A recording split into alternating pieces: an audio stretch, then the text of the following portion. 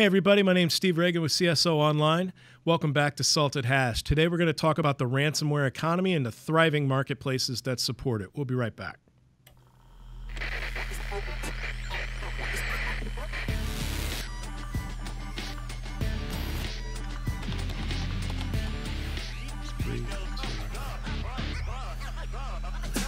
Welcome back. Today in the studio, I'm joined by Rick McElroy, a security strategist with Carbon Black. He is the author of a new report about the ransomware economy in the marketplace. Rick, how are you? Good, good. Thanks for having me today. Thanks for coming on and play with us. I appreciate that. So tell me a little bit about your report and what you guys discovered. So we spent a few months, really looking at dark web marketplaces, and I think most of the reports out there have been focused on the tail end of the chain, which is how much are companies or individuals paying for ransom. We wanted to take a different tact. So it kind of started off with our technical analysis unit. What they did is started researching the actual executables themselves. And then we were very curious about who's actually producing these executables. So we started to look at that tier one, right? So the actual ransom authoring itself, and then all of the services that have been built in tier two to enable the economy as well. So let's give everybody playing along at home an idea. The tier one of the ransomware economy is essentially the developer and the principal artist behind the ransomware, so to speak. And they go about their business a couple of different ways. Chris here in the studio is about to throw up a picture for you to look at. This is an example of just a single type of ransomware ad. In this particular one, it's ransomware plus Cryptor, 100% working, new for 2017. Notice that it's $1,500. So this type of ad, Rick, correct me if I'm wrong, this is a upper level type of sale. So he's selling the actual ransomware itself. He's not really piecemealing it out to the other people, or is he offering them to get in on the turnkey type business for $1,500? How is this working? Yeah, so I would assume that one's turnkey business, right? So all of the modules are included in that, which is generally indicative of the pricing. So one of the things we found in our report is the average piece is going to sell for about $220. You can buy pieces of ransomware for 50 cents, but most of the time that's old. Lots of times people are buying that to learn how to code this stuff. Or they're going to use, maybe one small piece of the code out of it. But yeah, I think at the $1,000 and up, those are going to be the DIY kits. Those are going to be targeted ransomware, right? So if I want an author to actually spend some time and write brand new code to go after an organization, it's going to start at $1,500 and go up from there. We saw it as high as $3,500, a couple pieces. Yeah, and as we covered when we first wrote about this story, the 3,500 kits are highly selective and targeted. These are very customized type of solutions, right? It's not just it's the $3,500 kits are not your generic run-of-the-mill malware. There's usually a lot of customization that goes into that stuff, right? That's correct. That's correct. Lots of customization, and if you think about it, I mean, it follows the commercial software market, right? If I'm going to reuse a piece of code on GitHub and I'm a consultant, I'm probably not going to charge you that much money. If I have to go actually write code myself and test it and QA it, yeah, that price tag is going to go up. A lot of the marketplace too centers on value add as well, right? So you can do custom types of encryption, you can do custom types of file targeting if you wanted to. And it just really, it's a buyer's market almost at this point. They're happy to code up whatever you need, as long as you're willing to pay the price to get what you want out of this, right? Yeah, that's correct. And one of the kind of trends that we're seeing, and I had a recent conversation with some folks doing law enforcement globally, is that they're starting to move away from user inboxes, right? This could be due to local language barriers. Like I'm targeting a country and I don't actually speak that language, so it's pretty easy for a user to tell not to click. So as they're going after, say, other web services that are out there, other vulnerabilities in your environment, like SQL injection, we've seen that RDP certainly being used to distribute. That's really gets into costing, right? If I'm just sending spam into people's inboxes and hoping they click, that's going to cost a whole lot less money, right? Because the infrastructure exists. I don't have to do any customization. Basically, I just need a target list. Yep. So towards the end of the report itself, we got into a discussion in the report, and the last time you and I talked about this, we had a a nice brain session on what type of future ransomware holds. And so I wanted to run that down with you. One of the first things you brought up was that ransomware will start targeting Linux and server groupings and things like that. Give me your thoughts on that. Yeah, so I think bad guys know, right? We're hosting all kinds of things on Linux. If you look at, in particular, the Shadow Brokers release, right? So a couple of the tools in there specifically target Linux as, for distribution. It's a little similarly, if you think about it, to kind of how Eternal Blue works for the Linux platform. So in my head, it's not going to be much time before that code's actually pulled in. We've seen a couple targeted attacks at Linux that was out there, and then of course you have all of the mobile devices running Android, right, which is just another variant. And those are up for sale right now. If you want, Android ransomware, just go buy it. It's like $1,600 a pop, I think, if you wanted to go after some distributions. Actually, the older the Android, the cheaper the ransomware. Yeah, which is interesting when you get into how many people around the world are actually on those flavors and never update their phones. I mean, in the U.S., we're pretty good about like running to the next shiny object and buying it, but you've got large swaths of the world that are on really insecure versions of Android, and they're going to keep that phone for life. So, somewhat related to the whole going after the server thing is selective file type targeting. You had brought up a point of them going after CAD files, for example, and you made that point almost a month after Famita, one of my co-hosts, and I had talked about ransomware evolution. And then one of the things I said was, imagine ransomware that targets design files in the industrial space. So your thoughts that it would go after CAD really struck a chord with me. One of the hardest things about ransomware to get across is to break people out of the habit of paying the ransom, doing the basics and getting solid backups. If ransomware started targeting CAD files, as you say, it's the fight to keep them from paying. Is that going to get worse on us or better? I think you would see a large amount of increase in prevention, right? And I'll say that on the disaster recovery side too, right? Because I look at ransomware like if it ransoms something important enough, that's a cyber disaster. If it ransoms a laptop, I got a user that's down for a while, right? So I think as they become more targeted, and this is work like this in any number of attacks. It's not just ransomware. We're just going to see the same evolution. Is that now I know what's important to you as an organization, right? And once I know what's important to you, that's really the pain point that I want to drive home with my extortion. Ransomware happens to be the method to extort you. So I'm going to go after the most painful thing I can. If you're an e-commerce site, I want to take down your front end and ransom that, right?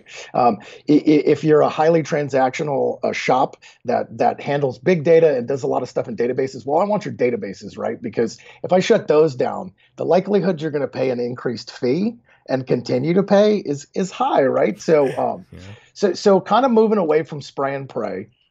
You've now got more sophisticated actors that have done other cyber crimes.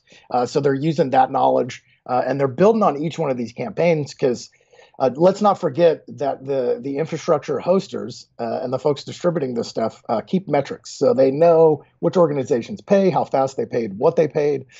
They know which countries are more likely to pay. And all of that stuff is going to feed back into their ransomware programs and make them better, just like it does on the defensive side. Good point. Good point. So let's move forward a little bit off of that. And what about ransomware that does other nefarious things before or almost during the attack, like exfil data?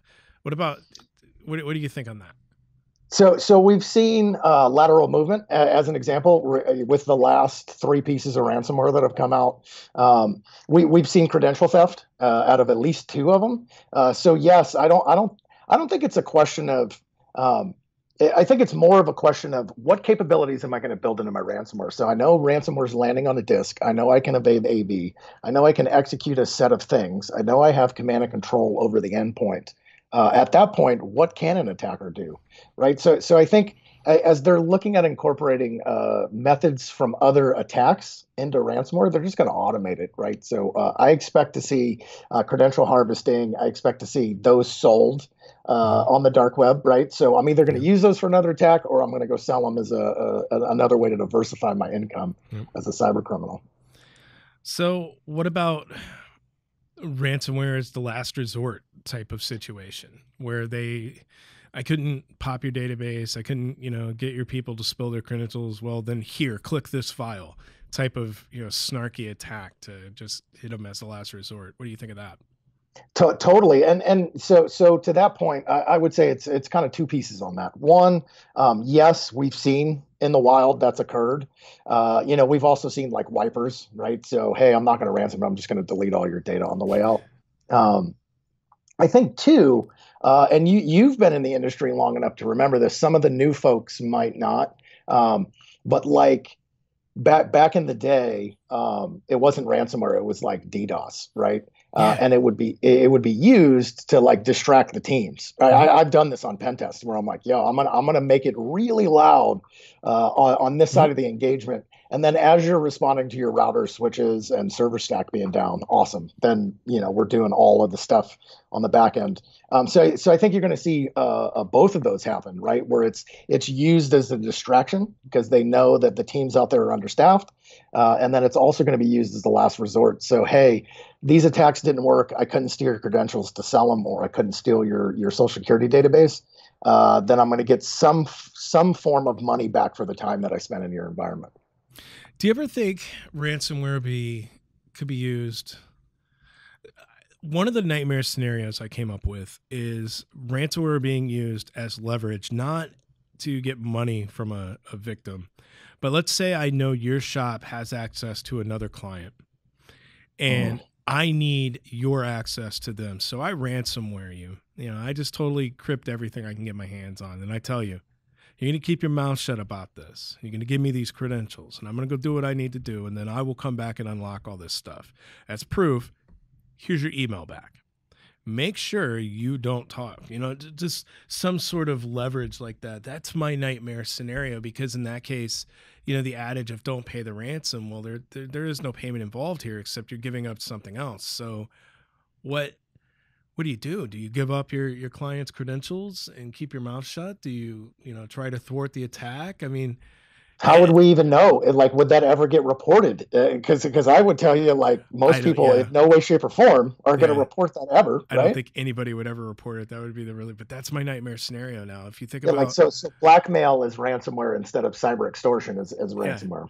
And if you think about it, I mean, it's so easy now to get some of these payloads onto a given system. And It's too easy. Yeah. regardless of how we preach against it, flat networks are everywhere. And you hit one, you've hit them all. I mean, think of how many times your red teamers out at the company where you are, think of how many times they've walked in and literally jacked in the lobby. Ta-da, they're done. All the time. And that's sad. But yet, one person getting ransomware on that network would likely spread to everyone else because if it's that flat from the front, it's like that all over. And that's the scary part is if they come in and they hit these pain points, would you give up a customer's password in order to get all your data back? I think if you look at crime in the physical world, and you put that comparison, yes, people have been blackmailed into Oh, giving yeah. up secrets before, right? That's happened through a number of different means. So no, I would not put that scenario outside the realm of possibility, especially if you put your intelligence agency hat on, right? So Oh. I either have scoop on you or I'm taking in your systems until you allow me access, and I think one of the kind of nightmare scenarios, based with some anecdotal evidence around that is, hey, I'm a country like North Korea, and I have sanctions, so I can't use normal banking methods to pay for things like my nuclear program.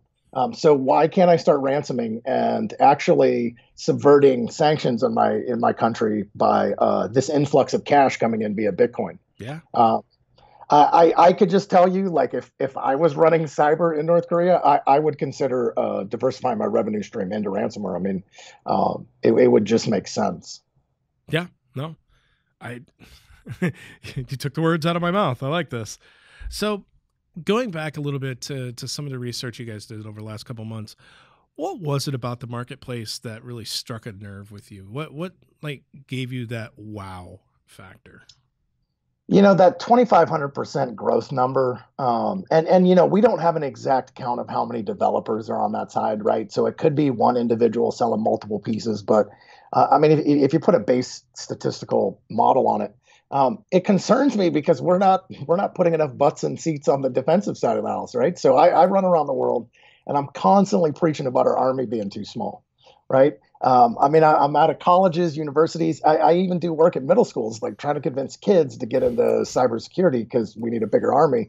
And then I look on the dark web and I'm like, they're outpacing us. Oh yeah. They're going to start outpacing our innovation soon. I mean, we've got some really smart CTOs and stuff on our side, but yeah, I mean, they're making forays into machine learning, right, and AI based offensive capabilities and all of these things because we're paying the ransoms, right? So we're really funding future cybercrime as well as part of this. And probably the hardest thing I've had to talk about is, my stance that if we wanted to end this problem, everybody across the world should just stop getting extorted and stop paying the payments. That is a little pie in the sky, right? But really the point out there for business owners, for people running programs is if you think help's coming anytime soon, it's not. Certainly vendors like Carbon Black can provide, prevention and all of that good stuff, but do the fundamentals, invest in your programs. But law enforcement isn't going to be there to help, and it's not their fault. You just don't have enough people. Legislatively, we need a lot of rules in place to go start doing some of these market takedowns. And so for organizations, we're dealing with the problem, and we got to stop paying, right? So do backups well. I mean, I've talked to people out there who aren't doing anything fancy, right? They have continuous backups and continuous restorations, or they roll back configs if something changes, and they consider that prevention. And I would too, because at the end of the day, they prevented paying the ransomware. Yeah, right? I was gonna say it worked at the end. I recently wrote a story about a lawyer or a guy who does IT for a law firm, I should say, and he's been hit by ransomware twice and recovered his system within an hour, and it's because he had solid backups. He literally just blew the image off, put a new one on, uploaded yesterday's backups to you. Ta-da, have a nice day. You're done. And when his backups got infected by ransomware, that was a lesson for him to learn.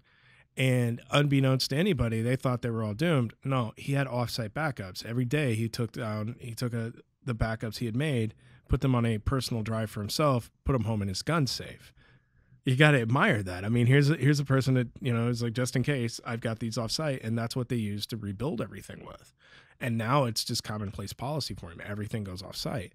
These simple, basic building blocks is what prevented ransomware from actually doing anything maddening or chaotic on his network.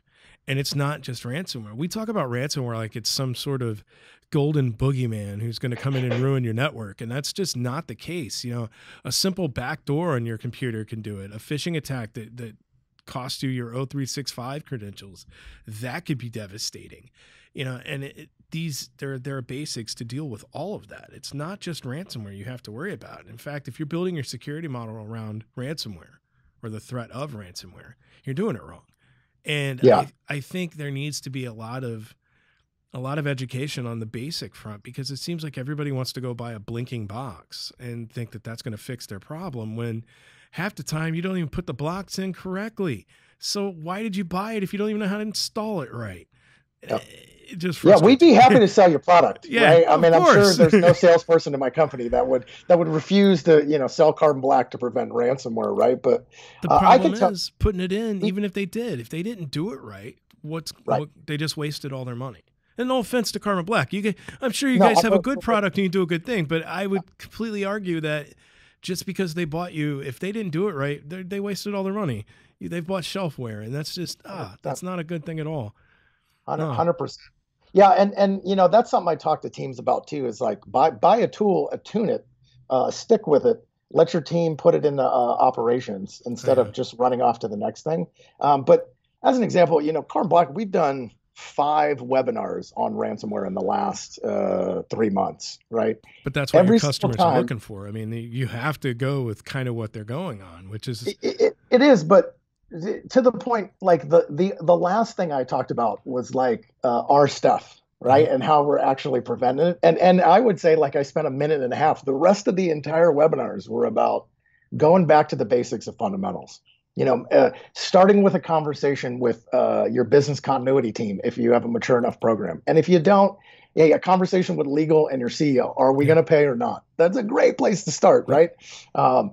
Then you can start to build the conversation on here's what we're actually going to need to do or put in place to be cyber resilient, is the term I'll use on that. And I love your point, which is this should be a thing for any cyber attack. Like ransomware happens to be the one that's like the loudest right now and gets the most coverage and sort of puts a skull in your face, right, on your system. But this could be a memory-based attack that leads to PowerShell running around it. It doesn't actually matter. It could be a DDoS. Like, you should be resilient from that stuff and build your system so that it doesn't actually matter when the bad guys hit you.